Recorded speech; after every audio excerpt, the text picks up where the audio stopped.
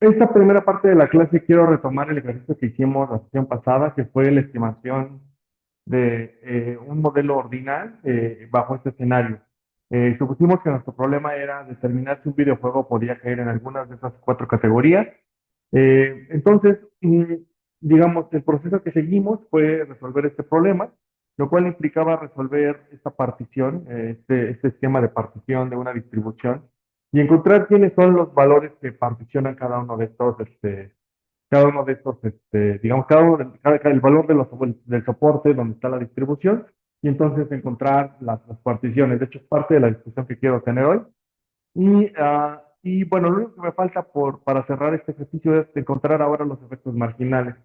Los efectos marginales entonces simplemente se resuelven bajo el caso continuo, como está escrito en la segunda ecuación, o como el caso discreto de variables dicotómicas, como está en esta última ecuación. Bien, entonces vayamos a Python y implementemos los efectos marginales y comentemos algunas de las partes que me faltan por discutir al respecto de esta estimación. Entonces voy a ir a Google Colab. Eh, en Google Colab ya conecté el ejercicio de clase 7. Entonces, con el que estoy trabajando es con la estimación del logit ordinal. Voy a empezar a ejecutar, ya tengo cargado también los datos, el dataset es datos CSV. Entonces, ya una vez cargado los datos y conectado Jupyter Notebook, simplemente voy a ejecutar el Jupyter hasta la sección donde hago la estimación. Entonces, voy a avanzar un poco rápido en esta parte, solamente ejecutando las celdas que corresponden. Entonces, la carga de datos, la visualización muy rápida de lo que tenemos en cada uno de la tabla, perdón. Luego la conversión a datos categóricos.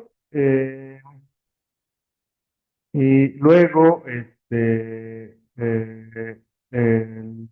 la separación, bueno, la conversión a datos categóricos también de las variables de followers y comentarios, eh, que también reportamos aquí. Generamos una tabla de estadística descriptiva para tener un marco de comparación. Y luego hicimos también lo mismo para los comentarios positivos y negativos en tablas de frecuencias y proporciones. Luego hicimos un rebalanceo. La razón por la que hicimos el rebalanceo es porque la categoría 1 es la que ampliamente domina el fenómeno. Entonces, uno de los sesgos que podemos enfrentar por tener una categoría que domina sobre el resto es que en realidad el modelo, en lugar de, digamos, de interpretar o de aprender sobre los datos, lo que va a hacer es aprender que lo más frecuente es estar en una de las categorías. Y eso no es lo que queremos. Lo que queremos es que de verdad el algoritmo identifique qué factores pueden explicar que cada uno de los videojuegos caiga en cada uno de los casos. Para lograr eso, entonces hacemos el rebalanceo, disminuimos una de las categorías, la más relevante, de tal manera que al final nos vamos a quedar con una cosa eh, como, ¿no? Entonces, ya lo que tengo es simplemente el resultado sobre el cual estimé el modelo. Eh, lo comparé con las proporciones que traía anteriormente y con una estadística descriptiva, solamente para verificar que no estaba muy sesgado.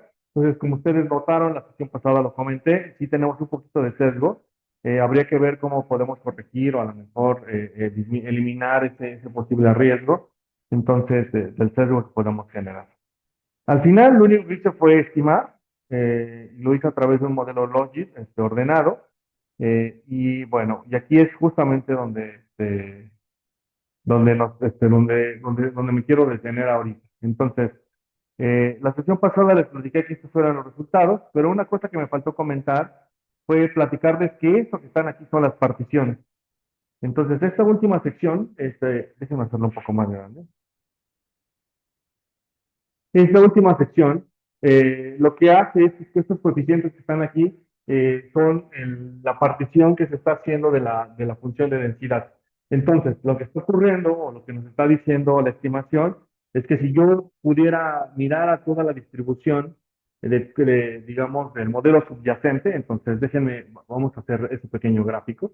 Entonces, lo que estamos enfrentando es lo siguiente. Eh,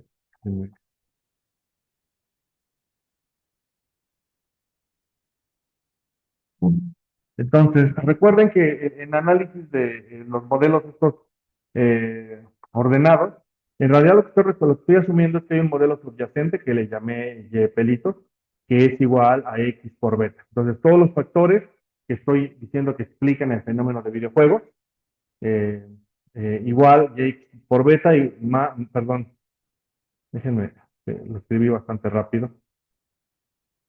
Entonces, Y pelitos igual a X por beta, mi beta estimado, o que más un error. Entonces, perdón, Y igual a X por beta. Entonces, lo que sabemos es que el modelo decide de la siguiente, bueno, digamos, el esquema que estamos enfrentando es el siguiente. Tenemos la categoría 0, 1, 2 y 3, y cada una de estas categorías está entre diferentes escenarios.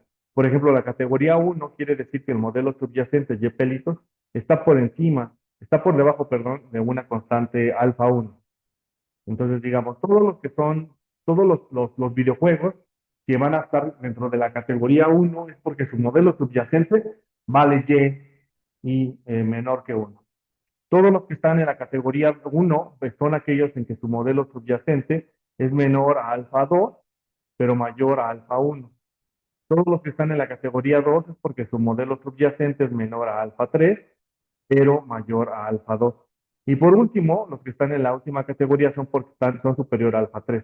Entonces, eso quiere decir que si yo mirara este fenómeno ya como una función de densidad, si pusiera en este soporte el valor que toma es el de Y, entonces este soporte toma el valor de XY por beta, para cada uno de los XY por beta, más un error. Entonces, este modelo que está aquí, este soporte, digamos, puede describir cómo se distribuyen los videojuegos. Entonces, si los videojuegos se distribuyen, este es uno de los supuestos fundamentales. Si los videojuegos, el modelo subyacente se distribuye como una logística, tal cual como lo estoy dibujando ahí, eso quiere decir que entonces puede encontrar las particiones, puede encontrar quiénes son esas alfas. Entonces, lo que voy a hacer, digamos, es lo que yo esperaría es que el modelo me dijera quién es esta alfa 1, digamos que particiona las cosas, quién es este alfa 2 y quién es este alfa 3. De tal manera que entonces yo pueda decir que cada una de estas regiones corresponde con cada uno de los casos. Por ejemplo, esta primera región debería ser la probabilidad de que Y sea igual a cero. La última región, por ejemplo, debería de ser la probabilidad de que Y sea igual a 3. Y así sucesivamente para las otras dos regiones. Entonces, eso es lo que debió de haber encontrado el modelo. Cuando yo voy a mi estimación, entonces voy a avanzar esto un poquito más y voy a mi estimación, me doy cuenta que lo que dice el modelo es que la primera, digamos, la primera alfa vale 12.81. Entonces voy a repetir mi gráfico. Entonces observen lo siguiente. Una de las cosas que está pasando es que a pesar de que quité el sesgo por, digamos, por distribución o por alta frecuencia de la primera categoría, entonces cuando dibujo la función de densidad, digamos que es esta, una de las cosas que está ocurriendo es que la estimación me está diciendo que la primera constante, alfa 1, es 12.81. Eso quiere decir que esta distribución en principio debería estar centrada en cero. Eso quiere decir que hasta aquí está alfa 1. Alfa 1 vale 12.81. Entonces, quiere decir, lo que está diciendo mi modelo es que toda esta región que está aquí es la probabilidad de que Y sea igual a cero. O dicho de otra manera, es la probabilidad de que mi videojuego recupere menos que los costos de fabricación. Luego, la siguiente categoría va de 12 a 1, espérenme, esto creo que está mal esta parte. Bueno, no, sí, está bien. Es 12, luego, entonces 12 a 12 le tengo que sumar 1.23, entonces es de 12 hasta 1.23. Entonces es como 13, está como por aquí, 13 punto y algo, es la siguiente categoría. Y así continuaría hasta el último caso. Entonces, una de las cosas que nos podemos dar cuenta de esto es que a pesar de que yo reduje el espectro de relevancia de la primera categoría, aún así El modelo sigue prediciendo que lo más probable es que los videojuegos caigan en la categoría cero, lo cual no parece nada descabellado, porque era algo que más o menos veníamos interpretando ya desde la misma conformación de la tabla de datos que utilizamos. Bien, entonces, ¿dudas con esta parte? Ok, va. Bien. Ahora, finalmente, ya para cerrar este ejercicio, lo último que nos faltaba mirar eran los efectos marginales, entonces vamos a ver los efectos marginales. Entonces, para los efectos marginales, eh, eh, voy a ejecutar la última parte del código, que es este. Entonces, ejecutamos los efectos marginales y los voy a calcular sobre la media. Entonces, lo que hago en toda esta primera parte es que extraigo todos los parámetros del modelo que estimé con la función resultados.param, extraigo los parámetros, luego extraigo los nombres extraigo cuántas variables son, luego cuántas variables categóricas son, y luego voy a extraer las betas y cada uno de los tres calls digamos, de los alfas. Entonces voy a reconstruir umbrales para cada uno de los casos. Entonces, ya una vez que estimé, entonces lo que tengo es lo siguiente. Entonces, voy a tener efectos marginales para cada umbral, es decir, para todos los videojuegos que están en la categoría cero, voy a poder determinar quién es su efecto marginal. Entonces, por ejemplo, los videojuegos que generan menos o que recuperan menos que sus costos de fabricación, el efecto marginal del precio es 0.002. Eso quiere decir que por cada, que cada dólar le aporta, que cada dólar que incrementas el precio del videojuego, disminuye la probabilidad de estar en esa categoría en 0.02. Noten que en el caso de la segunda categoría, que es de estar entre 1 y 5 millones de dólares, el efecto del precio es casi el mismo, pero positivo. Eso quiere decir que si tú quieres tener un video, un poco lo puedes interpretar es de la siguiente manera. No establezcas precios bajos para tu videojuego, porque si estableces precios bajos para tu videojuego, lo que vas a generar es que vas a estar en la categoría cero, o en la categoría de menos de 1 millón de dólares, perdón, solamente por un hecho de valoración. ¿Sí? Es decir, si vendes tu videojuego a precio cero, ¿cuál es la probabilidad de que recuperes tus costos? No la podrías recuperar. Entonces, ¿qué es lo que deberías hacer? Deberías valorar tu videojuego en un valor que más o menos te acerque a estar en la categoría que desees, en la categoría de 2 a 5 o de 5 a 20 o de más de 20 millones de dólares. Pero noten cómo es que el efecto marginal, de hecho, se disipa, ¿no? Se disipa muchísimo conforme van avanzando a la categoría. Eso, un poco la lección que también nos debería traer es que, bueno, no puedes subir el precio infinitamente. Si subieras el precio infinitamente, entonces de todas formas no alcanzarías a la última categoría, porque en la última categoría de más de 20 millones de dólares, el efecto marginal del precio es básicamente cero, ¿no? Entonces, bien, ahora veamos las siguientes categorías que tenemos aquí. Por ejemplo, el score, un poco lo que les platicaba, ¿no? Que el score es una métrica que genera la plataforma de videojuegos que suele calificar a esto. Entonces, el score, el principal efecto que podemos ver se encuentra entre la categoría uno y la categoría 2. Entonces, noten cómo es que las categorías uno y 2 son como esos dos, hasta se parecen espejos. O sea, el efecto marginal en la categoría uno está en negativo y en la categoría 2 casi siempre está en positivo.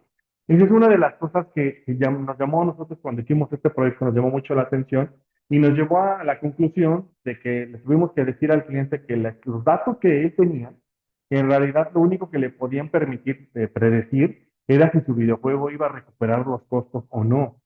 No podíamos predecir que una vez que pasara el umbral de recuperar sus costos, en qué categoría caía, lo cual parece ser un poco decepcionante. En ese sentido ya es un insight bien importante porque lo que al menos puedes predecir es decir, bueno, ¿recuperaré mis costos o no? Es decir, cuando tú te paras frente a un pool de inversionistas, lo que el inversionista quiere saber es si va a recuperar su inversión, ¿no? Y ya después de ahí lo que sigue es riesgo. Sabe que en la medida que tú le ofrezcas mayores rendimientos es porque también le estás ofreciendo mayor riesgo. Entonces, lo cual no sonaba tan mal, ¿no? En un principio. Bien, ahora veamos otros ejemplos, ¿no? Por ejemplo, una de las cosas que también le importaba muchísimo al diseñador de videojuegos era si tus, este, si sus categorías, pues es decir, porque además estos tags que están aquí, además de que los seleccionamos con una metodología de cuáles tags aportaban más al videojuego, otra de las cosas, otra de las restricciones que tuvimos para seleccionar estas categorías fue que el diseñador de videojuegos nos dijo, mi videojuego en este momento está pensado con esta, digamos, con esta estructura, ¿no? Y nos dio su estructura. Por ejemplo, nos dijo que su videojuego iba a ser Adventure. O sea, todas estas, hasta históricas, eran las categorías de su videojuego.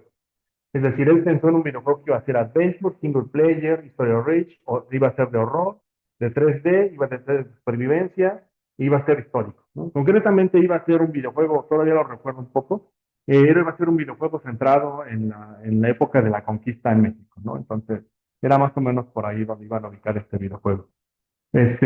Entonces, noten, por ejemplo, para él, yo le decía muchos insights, estos signos. Entonces, ya sabía que, por ejemplo, que aferrarse a que iba a ser histórico era una mala idea, tal vez. De hecho, si ustedes notan, bueno, era una buena idea, porque todos estaban negativos y todos eran positivos. Entonces, un poco al final lo que el diseñador pensó, dijo, bueno, no está tan mal el esquema de estrategia que quiero seguir. Y luego, por último, tal vez una de las cosas que más preocupó, que más nos llamó la atención, más que preocupar, es que, por ejemplo, la categoría indie, se volvía, el efecto marginal era que se volvía, digamos, positiva para estar en esta categoría, es decir, ¿qué significa esto? Esto lo que significa es que si tu videojuego es indie, o independiente, que eso es lo que significa ese tag, es más probable que esté en la categoría que recupera menos que sus costos de inversión respecto de otras categorías, porque noten, para todas las demás categorías, el ser indie tiene un efecto marginal negativo. Quiere decir que ser indie en realidad te está llevando a recuperar menos que tus costos, casi siempre. Entonces, ¿por qué? Porque resulta ser que tal vez indie está correlacionado, o más bien no ser indie o no ser independiente, tiene otras implicaciones. Si tu videojuego es diseñado por una gran empresa, tiene dinero para construir followers, para construir conversaciones en redes sociales, entonces, o para pagarle a las plataformas para que te den un buen score, ¿no? Lo cual suena más o menos obvio, ¿no? En este punto, ya cuando uno lo piensa con cuidado. Vale. Bien, ¿dudas con este ejemplo? Vale. Bien, entonces, este caso, con esto lo cerramos. Vamos a sacar efectos marginales. Tampoco, podemos sacar dos tipos de efectos marginales. Pueden sacar, la primera parte que está aquí, los efectos marginales, es en la media, es decir, toman los valores promedio y calculan los efectos marginales en la media, que es como lo hemos venido haciendo. Otra forma de hacerlo es calcular efectos marginales, pero por medio, es decir, hacen el predict de cada uno de las observaciones en su muestra y luego calculan el efecto marginal para cada uno, sí, calculan el efecto marginal para cada una de las personas en su muestra o cada uno de los videojuegos y los promedian. Eso no debería ser muy distante entre uno y otro caso, pero tienen las dos opciones para hacerlo. Y bueno, y por último, miremos un poco como cuál es el efecto marginal, por ejemplo, para la categoría 4 que vamos a asumir que es la de más de 20 millones de dólares. Entonces, ¿cuál es el efecto marginal más grande? Es ser sandbox, tener soundtrack, el score es una variable que aporta muchísimo a esta categoría. Pues otra cosa que también no le gustó mucho al cliente fue que una de las categorías que más aportaba era ser open world. Eso chocaba un poco con el planteamiento que él tenía, porque pensaba que los videojuegos de nicho eran el futuro, ¿no? Es decir, si generabas un videojuego como centrado en la época de la conquista en México, los aztecas, españoles, entonces ibas a generar muchos ingresos. No, parecía que esa no era una buena idea, ¿no? Que tenías que ser más open world, es decir, como que apostarle a un mercado más amplio era la opción. Al menos para esta categoría, ¿no? Habría que mirar las otras. Un poco lo que ustedes pueden hacer aquí es como tratar de mirar las demás categorías. Por ejemplo, aquí cambien cuál es la categoría que quieren mirar y vean cómo se ve para las otras y ver si sus resultados se mantienen. Vamos a ver un heat map solamente muy rápido para ver quiénes son los más significativos en cada uno de los casos. Entonces, más que más significativos, con más efectos. Entonces, entre más rojo sea, si son más negativos, y entre más verde sea, son más positivos. Un poco la idea es como transmitir cuál es el efecto marginal que debería de preocuparles más. Y otra vez aquí aparece Indy, ¿no? Indy, estar en la categoría uno, o sea, ser Indy te va a llevar a la categoría más baja. Eso es como muy claro, ¿no? Y todas estas categorías, ser de esas categorías te va a llevar a la categoría uno. Y por ejemplo, llevarte, a lo mejor una categoría deseable para mi cliente hubiera sido estar en esta categoría, que es la que generas entre 5 y 20 millones de dólares, un buen escenario. Entonces, para eso, ¿qué esfuerzo tenía que hacer? Tenía que tener un precio más o menos bien pensado, un score alto, porque son los puntos más verdes. Por ejemplo, ser sandbox es una de las cosas que también, tener un sandbox, perdón, ya son como los que más me llamaron la atención. ¿Vale? Bien, listo. ¿Dudas? Hecho. Vayamos a ver otra caso. ¿Vale? Bueno, otro caso. Quiero ver ahora cambiar de tema. Entonces voy a dejar los modelos ordinales y quiero llevarlos ahora a otra cosa. Bien. Ahora vamos a hablar de modelos de conteo.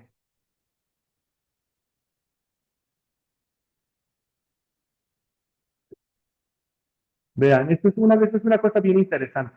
A veces los modelos de conteo se pueden confundir con modelos ordinales.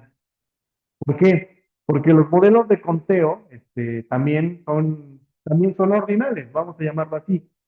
Por ejemplo, en el caso de los videojuegos, uno podría pensar que las categorías también se pueden ver como puntajes, ¿no? Es decir, tienes una estrella, tienes dos estrellas, entonces, como conteo. Pero ¿cuál es la diferencia? O sea, ¿por qué uno de esos modelos no podría ser de conteo? Bueno, hay una característica fundamental que los distingue. Y de hecho son dos características, las pongo aquí. Entonces, la primera característica que tienen que pensar cuando vean un fenómeno es la siguiente. Es las categorías tienen de forma natural una cuota superior. ¿Sí o no? Por ejemplo, en el caso de los modelos que son de calificaciones de estrellas, por ejemplo, tener una estrella, dos estrellas, cuatro estrellas o cinco estrellas, claramente tiene una cuota superior. ¿Cuál es la cuota superior? Cinco estrellas. No puedes tener más de cinco estrellas, ¿no? Entonces, todos los fenómenos que no tengan una cuota superior son modelos de conteo, como quién, por ejemplo, número de accidentes en un crucero, número de personas que hacen fraude en una póliza de seguro, número de personas que se forman en una fila de servicios médicos, número de hijos que tiene una mujer en edad reproductiva, número de, no sé, número de veces que una persona ejerce su póliza de gastos médicos mayores. Todos esos modelos son modelos de conteo. En este momento no sé cuáles sean sus temas de tesis, pero si sus temas de tesis tienen alguna cosa así, o sea, por ejemplo, ¿qué cosa podría ser interesante que de hecho tuvo un tesista que lo trató de modelar? Que lo que trató de modelar era si el número de concentraciones, es decir, si el número de fusiones anunciadas o que llegaban a la COFESE, bueno, anterior COFESE, ahora Comisión Nacional Antimonopolio, se podía predecir. Su hipótesis era la siguiente, lo que él decía era que los ciclos económicos podían explicar las fusiones. Cuando la economía está deprimida, y es decir, cuando la economía empieza a deprimirse o cae en crisis, entonces lo natural es fusionarse, porque hay empresas que empiezan a quebrar y las empresas que sobreviven empiezan a absorber a las que van quebrando. Y cuando hay ciclos expansivos, ocurre lo contrario, no hay concentraciones. Entonces, ese es un modelo de conteo. Lo que tú quieres saber es si puedes predecir cuál es el número de concentraciones que ocurre en algún momento. Tiene algunas limitaciones, si quieren luego las conversamos, pero eso podría ser un caso. Ahora, ¿cuál es la segunda característica que tienen estos modelos? Es que el valor cero debe de ser posible, es decir, no debe de ser imposible que el cero ocurra. Por ejemplo, en el caso de que una persona ejerza, ¿cuántas veces una persona puede ejercer su póliza de gastos médicos mayores? Puede ser desde cero, ¿no? Es decir, en este año no se enfermó nada, o se enfermó 10 veces, ¿no? De diferentes padecimientos. Entonces, el valor cero es posible.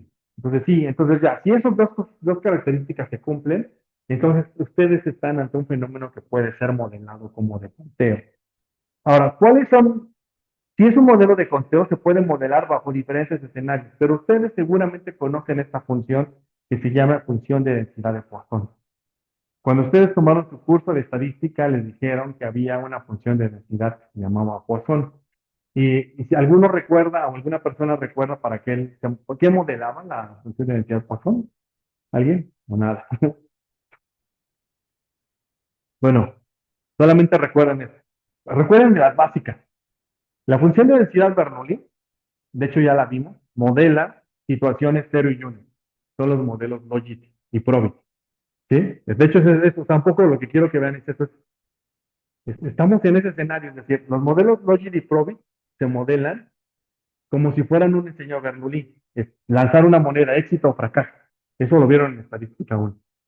Luego, la siguiente que vieron de esa fueron los modelos multinomiales o los binomiales, que son el número de éxitos, ¿no? Contar el número de éxitos. Entonces, eso no lo hemos visto, no lo voy a ver en esta clase, pero también se puede modelar econométricamente. El tercer modelo que vieron fue el modelo de Poisson, y el modelo de Poisson lo que cuantifica es el número de éxitos, el número de veces que ocurre un fenómeno. De hecho, ustedes seguramente, cuando tomaron sus clases de estadística, les dijeron que la función de densidad Poisson era una cosa más o menos de este estilo. Déjenme colocarla por acá. La función de densidad de una Poisson, les dijeron, bueno, f de x y x es una Poisson, entonces esta se ve de la siguiente manera. S a la menos lambda de lambda elevado a la x entre x factorial, ¿no? Esa es la forma que les dijeron de una Poisson. Donde lambda, ¿quién era? Lambda primero era positiva, pero ¿qué cuantificaba lambda? Lambda cuantificaba el promedio de ocurrencia de un fenómeno. Y entonces seguramente les dijeron cuando sus ejercicios o sus ejercicios de examen o sus ejercicios de tarea, cuando era una Poisson, les decían casos como, suponga que tiene una fila de personas, una fila del banco y tiene que predecir cuál es el número promedio de personas que se formarán en la siguiente hora, o el número de personas que se van a formar en el siguiente intervalo de 20 a 30 minutos. Si recuerdan esos ejercicios, todos eran Poisson y todos eran conteo, ¿sí? El número de personas que recurren a alguna situación. Entonces, voy a utilizar ese mismo principio para construir un modelo que puede estimar a través de un proceso econométrico. Entonces, lo primero que quiero que hagamos es recordar lo siguiente. Cuando ustedes estimaron una Poisson, bueno, cuando utilizaron una Poisson estadística, entonces dijeron, si X es una variable aleatoria que se distribuye como una Poisson con parámetro lambda, entonces el valor esperado de X o el valor promedio de la variable aleatoria es lambda, ¿sí? Entonces, lambda lo que nos dice es el número promedio de ocurrencias. Eso es lo que nos dice lambda. Entonces, yo voy a utilizar ese principio para hacer lo siguiente. Les propongo que el valor esperado sea, sea una función perdón, sea una función.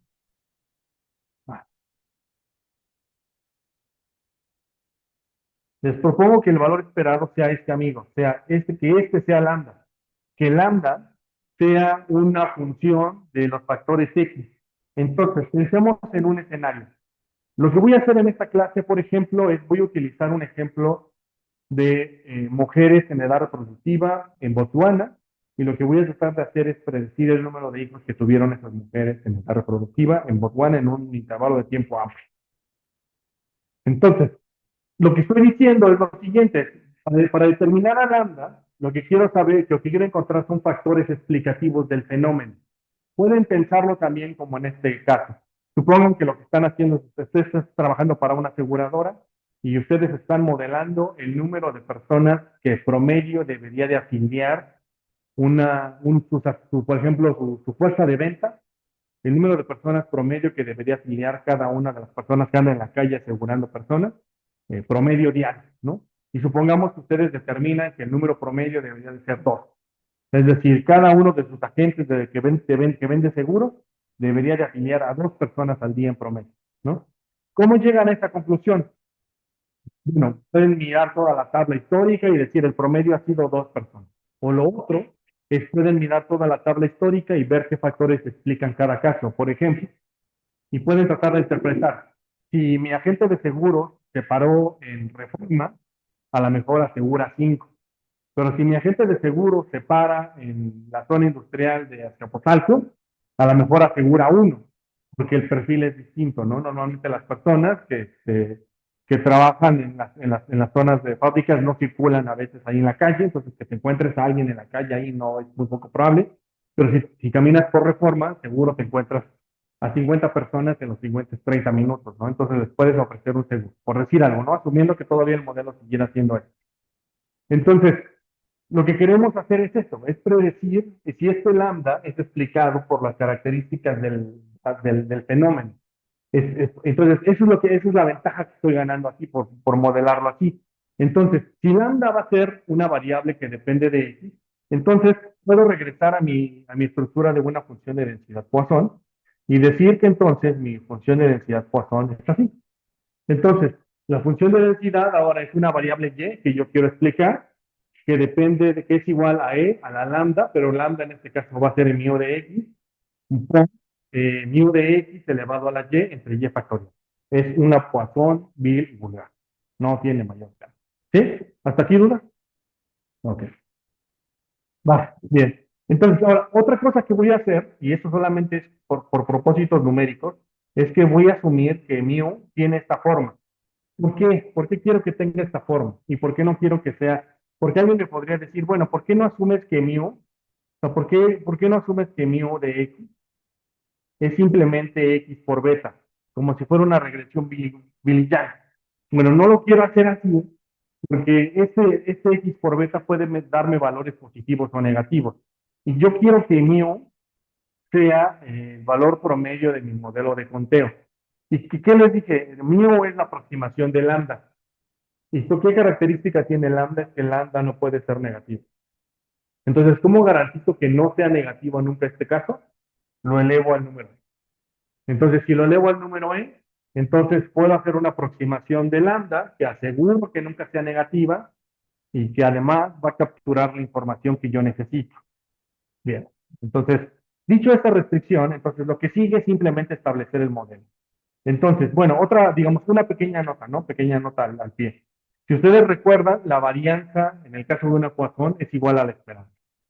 Eso es importante, porque entonces mi modelo, el modelo que yo voy a estimar, de efecto, o sea, ya por construcción, es como se da. Y esa es una cosa bien, bien interesante, porque a este modelo no voy a tener que corregirlo por heterocedasticidad, porque por construcción es homocedástico. ¿No? Está interesante, ¿no? esta característica de este modelo. Bueno, más que homocedástico es, sí, o sea, yo puedo predecir bien quién es el modelo. Bien, bien. Ahora,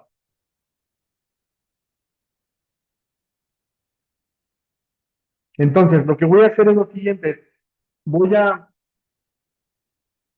voy a construir la función de densidad de esta manera. Esa es una forma de construirla muy sencillo, que es el producto desde igual a 1 hasta n. Esto si lo resuelvo, tendría que tomar el logaritmo. Tendría que tomar el logaritmo de la función de densidad. Ese sería el logaritmo. Y luego tendría que encontrar su vector gradiente, que sería este. Y encontrar quiénes son, en este caso tengo que encontrar a los parámetros. ¿Y quiénes son los parámetros? De los parámetros es mío. Los betas que están incluidos ahí que hacen que eso sea igual a cero. Y crean que eso, resolverlo, no es trivial.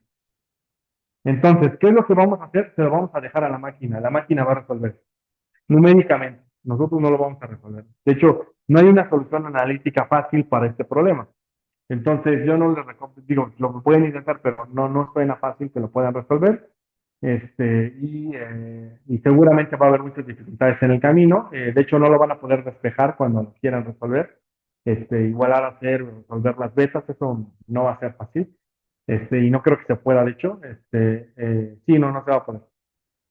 Y luego, y habría que resolver este problema. Pero se lo vamos a dejar a la máquina que lo resuelva numéricamente. La varianza de estos amigos sería esta. que es la función, que es la matriz de información de Kramer-Rao, y los efectos marginales se calcularían de esta manera, que es una cosa muy sencilla, porque si el valor esperado de Yx es igual a esta expresión que tengo aquí arriba, es decir, si mi valor esperado es este amigo que está aquí, entonces el efecto marginal es la derivada de esa respecto de beta, respecto de x, perdón. Entonces, y eso es muy sencillo, ¿no? Entonces, cuando hago esta derivada respecto de x, resulta x. Es una casi hasta como de escuela, ¿no? De cuál es la derivada del exponencial, es la exponencial misma por la derivada de lo de arriba, ¿no? Entonces, el efecto marginal sale bastante, digamos, es muy lindo, muy fácil. Para el caso continuo, para el caso de variables aleatorias discretas o dicotómicas, habría que hacerlo a la mano, así, de esa manera, ¿no? Pero otra vez, el modelo entonces no es nada complicado porque una de las cosas que hemos aprendido es que todos los modelos que hemos visto hasta ahora, que vienen desde la familia de los probit o logit de respuesta binaria, los respuestos multinomiales, que son, que vimos un poco, que son los respuestos, los modelos ordinales, los modelos, perdón, no ordinales, los modelos de respuesta, ordinal, este, y los modelos, eh, y los modelos de conteo son como de toda esta familia de modelos que vieron muy al principio de sus cursos de estadística. Bien, ¿dudas hasta aquí? Bien. Ahora, vayamos a Python a estimar uno de estos modelos, ¿no? Bien. Entonces voy a ir a Google, a GitHub. En GitHub voy a trabajar ahora con clase 8. Vamos a trabajar con clase 8.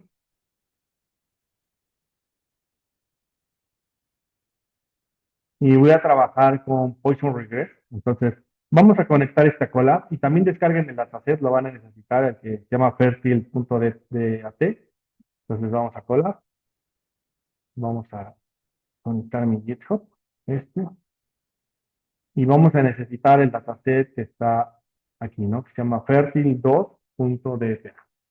Entonces, este es un archivo de Stata, y voy a subir mi dataset. Déjenme ver dónde está mi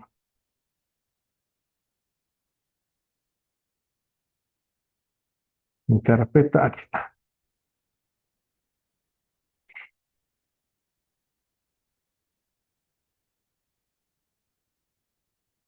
Entonces, vamos a hacer una regresión tipo Poisson.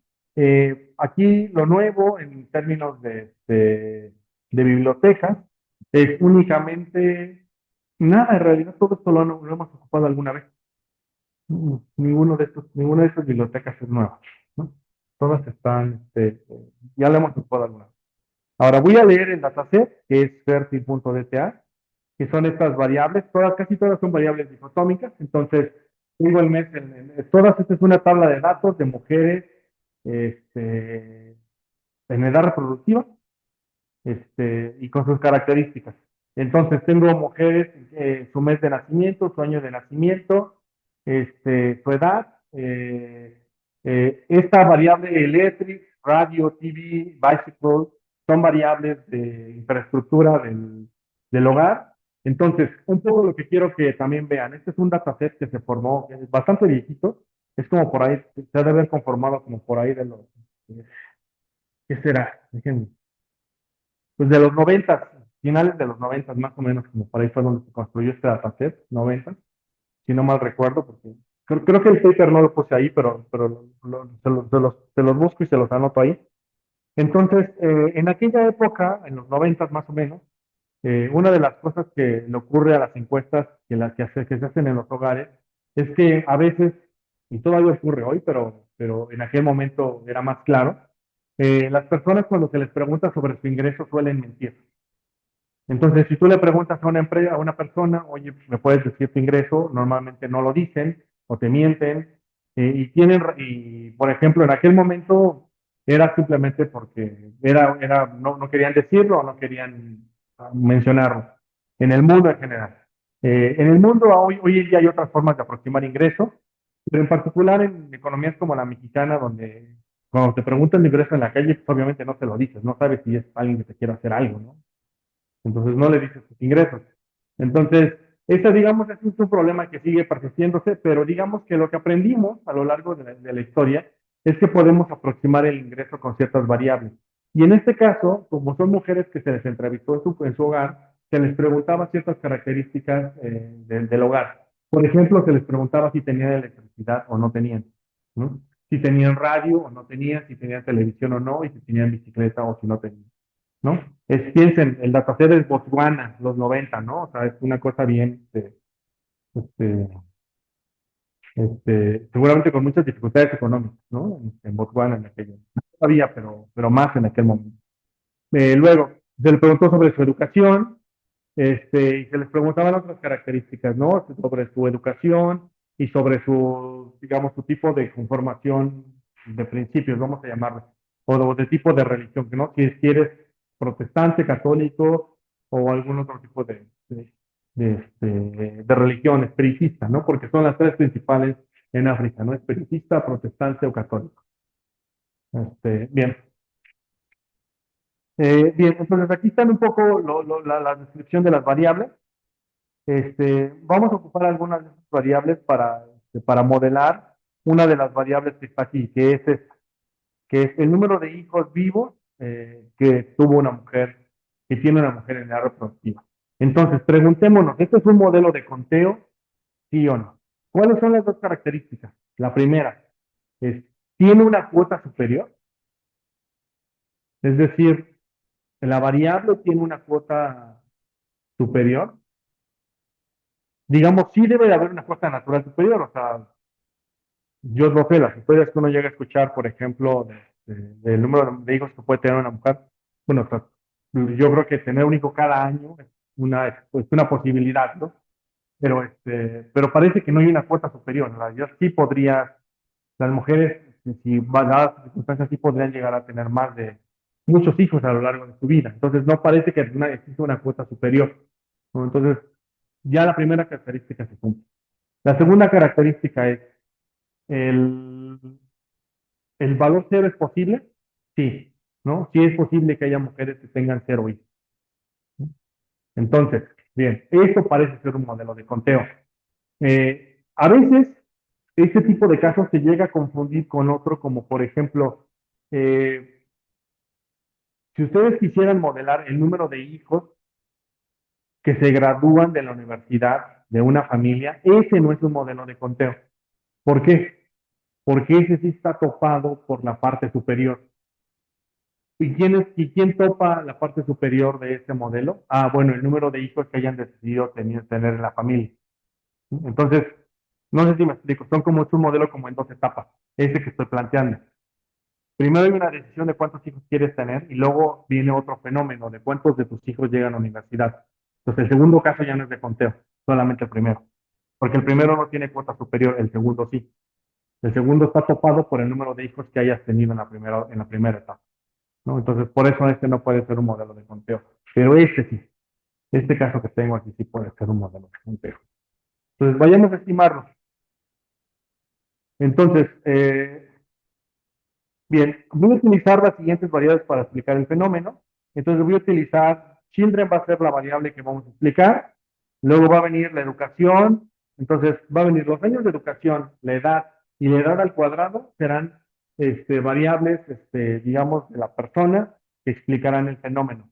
Luego, si alguna vez se casó, si vive en zona urbana, si tiene electricidad, si tiene televisión en su hogar. Las últimas variables son un poco para estimar el ingreso, ¿no? Entonces, lo que quiero saber es si el efecto de ingreso tiene o no, tiene sobre tener hijos o no, o cuántos hijos tiene. Una de las hipótesis que que algunas veces podemos pensar es que las familias con mayores ingresos suelen tener menos hijos que las familias con menos ingresos, ¿no? Es un poco lo que a veces solemos hacer como un análisis Viri Ríos, ¿no? De como no sabemos bien, pero pues ahí vemos que atinamos, ¿no? A ver, entonces, es como la cabeza, pero vamos a tratar de probarlo, ¿no? Bien, ahora, entonces veamos primero, nuestro dataset, ¿cómo viene conformado? Lo que dice es que el número máximo de hijos que han tenido las mujeres es 13 y el número de mínimo es 0. Entonces, un poquito ya se ve más o menos el espectro que tenemos de hijos. Ahora vamos a hacer un histograma muy sencillo. Voy a tomar children y voy a hacer el histograma y veamos cuál es la variable más común. Y de hecho la variable más común es cero. Vean. ¿Sí? Entonces las mujeres que yo tengo aquí, la mayoría tiene cero o un hijo. Entonces casi todas están entre cero y uno en esta primera categoría. Luego viene de la categoría uno a 2, es la que sigue y así sucesivamente. Entonces una de las cosas que quiero que aprecien de este gráfico es que cuando ustedes miren un modelo de conteo deberían de ver esta forma de gráfica como decayente, ¿no? Es decir, bueno, como que en caída, porque lo que querría decir es que en efecto el valor cero es más probable y que los valores más altos son los menos frecuentes. Por ejemplo, eso está bien, ¿no? Porque si no, entonces tendríamos cosas bien aberrantes. Imagínense que lo que quisiéramos es modelar el número de accidentes que ocurre en un crucero. También debería de ser algo así, ¿no? Lo más probable es que haya cero accidentes y cuando hay muchos accidentes, son los casos muy, muy, muy pequeños, ¿no? O sea, no hay no es un caso tan, digamos, que se comporte de forma atípica. ¿Sí? Luego, vamos a hacer un scatter-plot solamente para mirar algunos resultados muy básicos. Por ejemplo, este scatter-plot lo que trato de ver es la relación entre el número de hijos y la edad de la madre. Entonces, una primera hipótesis que quiero revisar es si a medida que las mujeres tienen más edad, tienen más hijos. Y sí, resulta ser que sí, ¿no? Entre más edad es más probable que me encuentre con mujeres con más hijos. Pero un poco lo bueno, digamos, si lo queremos pensar como términos de política pública, es que esta parte de abajo de la gráfica no está vacía. Si esto de aquí abajo estuviera vacía, sí estaríamos en un tema, porque eso significaría que básicamente estaríamos en un escenario en que conforme las mujeres van avanzando en edad, solamente van teniendo hijos, lo cual no ocurre, ¿no? Y qué bueno, ¿no? O sea, siendo Botswana lo que es, ni modo. Pero ni aún en este escenario tan de difícil situación, vemos este escenario. En realidad, hay mujeres que a lo largo de su vida, hasta los 50 años, decidieron tener cero hijos, ¿no? O tienen cero hijos, ¿no? Bien, o un número menor, ¿no? A su edad. Luego, veamos otro scatterplot, que es la relación entre número de hijos y educación de la madre. Entonces, otra vez, ¿no? Hay una hipótesis que solemos decir que entre más educada está la madre, normalmente suele tener menos hijos. Y sí, parece ser que la hipótesis más o menos también muestra un poco eso, ¿no? Entonces, entre más años de educación, menos número de hijos, y entre menos años de educación, pues más número de hijos, ¿vale? Bien, ¿dudas hasta este punto? Ok, vale. Vayamos a hacer la estimación. Entonces, ¿qué es lo que voy a hacer? Voy a tomar la variable la que quiero explicar, que es la variable de número de hijos, y explicar en términos de esta variable. Entonces, listo, ya tengo digamos, configurado mi modelo, lo voy a estimar ahora, y estos son los resultados. Primero, el R cuadrado que me da es de 0.59, un buen R cuadrado, ¿eh? O sea, observen, solamente con estas variables alcancé un R cuadrado de 0.59, lo cual quiere decir que con un poco más de trabajo, buscando otro tipo de información, a lo mejor como que tiene la tabla, ¿no? La tabla, por ejemplo, tiene una variable dicotómica de si la persona ha sido expuesta o no a información sobre educación sexual, a lo mejor puede aportar un poquito más a este análisis y a lo mejor podemos mejorar este R cuadrado. Yo solamente tomé, digamos, ni siquiera tomé tal cual del paper, sino tomé las dataset y hice esta estimación. Bien. Ahora, veamos un poco los resultados. Estos coeficientes son los betas, ¿no? No los podemos interpretar de manera directa por cómo construimos el modelo, pero las correlaciones sí nos pueden decir un poco algo, ¿no? Entonces, por ejemplo, lo que nos dice, esperen, este no es todavía un modelo de conteo. Este sí es un OLS, perdón. Este sí se puede interpretar de manera directa. Entonces, lo que quiero hacer es lo siguiente. Primero veamos este OLS y luego lo comparamos con un modelo de conteo. Perdón, yo estaba, mi cabeza anda toda cruzada. Entonces, esto es un OLS. Pues lo que dice un OLS es que los años de educación disminuyen, y es significativo, disminuyen el número de hijos que tiene una mujer. La edad incrementa el número de hijos. Por ejemplo, el estar casada alguna vez incrementa significativamente el número de hijos, también positivamente. Y eso está interesante, ¿no? Estar en zona urbana disminuye el número de hijos. lo cual parece tener sentido. Y también las variables de ingreso. Entonces, entre más ingreso, menos hijos tiene. Eso dice el modelo L, con un R cuadrado alto. Llamo a un modelo de conteo, este sí es un modelo Poisson. Igual, me sale que mi pseudo R cuadrado en este caso es un poquito más bajo, bueno, bastante más bajo que el modelo anterior. Y entonces, veamos cómo me sale. Sí, entonces, un poco lo que quiero hacer es esto. Quiero que comparen. Si yo, por ejemplo, estuviera en mi clase de introducción a la econometría, y de hecho hasta econometría uno, a lo mejor, si me enfrentara a este dataset, mi propuesta sería decir, estimemos esto como un OLS, porque esas son mis herramientas. Pero no, ustedes están en un curso de econometría 2. Entonces, lo que tienen que ofrecer es, yo no estimaría esto como un OLS, sino lo estimaría como un Poisson, porque yo reconozco que este es un modelo de conteo. Entonces, es un poco el contraste que quiero hacer. Entonces, vean esto un poco. De hecho, estos signos que están aquí se parecen mucho a los que tenemos arriba, pero vamos a compararlos. ¿Cómo lo compararíamos con esta estructura de código que tengo aquí? Voy a comparar los dos modelos y veamos la significancia en cada caso. Entonces, por ejemplo, la educación está correlacionado negativamente. Pero noten cómo la magnitud del coeficiente. El OLS, como está conformado, el efecto marginal ya es este. No obstante, del Poisson, el efecto marginal no es este, es simplemente las betas. Pero sí podemos comparar, digamos, los signos. Y los signos se mantienen, es decir, el fenómeno, como nosotros podríamos aproximarlo con una correlación dada por un OLS, se parece mucho a cómo lo estimaríamos con un modelo de Poisson, al menos en términos de signos. Pero este no es el modelo, así no es como lo debería de comparar, porque debería de comparar efectos marginales versus efectos marginales.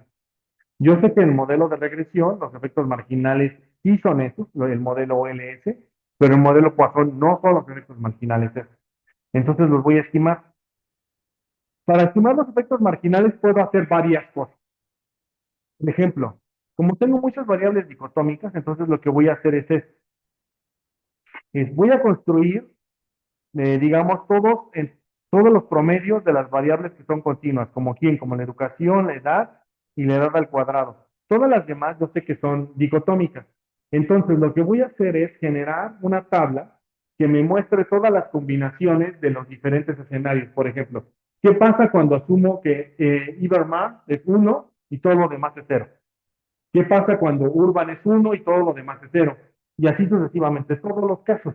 Entonces, eso lo voy a hacer en la tabla que está aquí abajo, que voy a estimar aquí abajo, de tal manera que voy a llegar a esta tabla. Entonces, esta tabla tiene los 15 casos, 16 casos, perdón, que son todos los casos posibles de las combinaciones de las domis.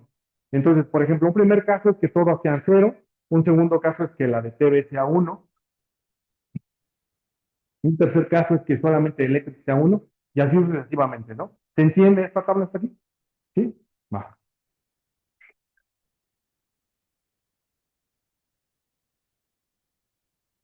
Bien, lo siguiente que voy a hacer ahora es hacer un predict. Voy a hacer un predict con un S y un predict con Poisson. Y lo que quiero que veamos es lo siguiente, es un LS que construí para predecir el número de hijos que tendría una mujer. Y luego tengo un Poisson que predice el número de hijos que tendría una mujer promedio en ambos casos. Y quiero que vean cómo se sesga la estimación. Por ejemplo, en el primer renglón, una mujer que en promedio estudió 5.85 años de educación, eso es básicamente primaria, no para nuestros estándares. Una mujer, no, o sea, noten el nivel de promedio de Botswana, ¿no? 5.8 promedio, de edad promedio de 27 años, que no se ha casado, o bueno, que nunca estuvo casada, que vive en zona rural, que no tiene electricidad, que no tiene televisión. El modelo OLS predice que debería tener 2.2 hijos, 2.12 hijos. Y el modelo Poisson dice que debería tener 1.4. Si ven la discrepancia entre uno y otro, es decir, el modelo Poisson es el modelo adecuado, pero yo podría utilizar un OLS, lo cual sería incorrecto. Ahora, veamos cuál es el caso más alto. En el caso del modelo Poisson, el valor más alto lo vamos a ver en 1.9, casi dos hijos, que sería esta combinación. ¿Quién es esta combinación? Esta combinación es una mujer que se casó, que vive en zona rural y que no tiene ni televisión ni electricidad. Es la mujer que tendría más hijos en promedio. ¿No? Vale, bien. ¿Tú vas a hacer? Ok. Bien, entonces estos son efectos marginales por cada uno de los casos. Si quisiéramos ver una tabla de efectos marginales así estimada por la máquina, podría ser esta. Y podríamos tratar de compararla simplemente con 1LS, que es con lo que quiero cerrar la clase de hoy. Entonces, efectos marginales. 1LS se leería de la siguiente manera. Eh, Cada año de educación aporta 0.06, digamos, disminuye 0.06 el número de hijos. En el caso OLS, es la segunda columna. La tendría que comparar contra la cuarta columna. Y la cuarta columna dice que el número de hijos en un modelo Poisson disminuye conforme la madre se educa. Entonces, por cada año de educación, el número de hijos disminuye 0.04. Entonces, de un modelo que predice un efecto marginal de 0.06 a un modelo Poisson que predice 0.04 como efecto. ¿No? Entonces, y así podríamos ir comparando todos los demás. Por ejemplo, la edad. La edad es lo más interesante porque, digamos, al menos en términos de variación. En la edad, el modelo LS predice que cada año incrementa el número de hijos en 0.27, pero un modelo Poisson dice que en 0.76. ¿No? Entonces, bien. Y así podríamos continuar con las siguientes variables. Bien, ¿dudas? ¿Comentarios? Muy bien. Ok, pues yo creo que hasta aquí le voy a dejar en esta parte. No sé si no tengan más dudas, comentarios.